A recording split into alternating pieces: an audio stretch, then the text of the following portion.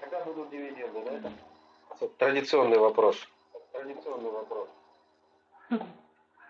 Dobre, takže Наталья, ну понятно, задают традиционный вопрос, когда будут дивиденды. Да. Takže otázka bola tradičná, kedy budú dividendy Уже vyplácané. есть традиционный ответ.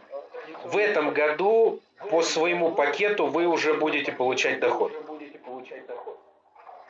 Dobre, na takúto tradičnú otázku ponúkam tradičnú odpoveď. Už v tomto roku budete mať z tohto zisk.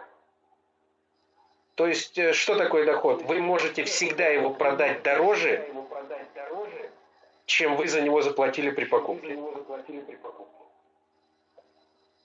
A čo to ten zisk alebo výnos je? Že stále môžete tento produkt predať drahšie, ako ste dali za nákup. А дальше этот пакет будет только дорожать. A ďalej tento balík bude stále sa len zdražovať. И как, соответственно, с этого получать максимальную прибыль, мы вам еще будем рассказывать и предлагать. A ako z tohto všetkého budete čo najviac ziskoví, to vám všetko budeme rozprávať a ponúkať.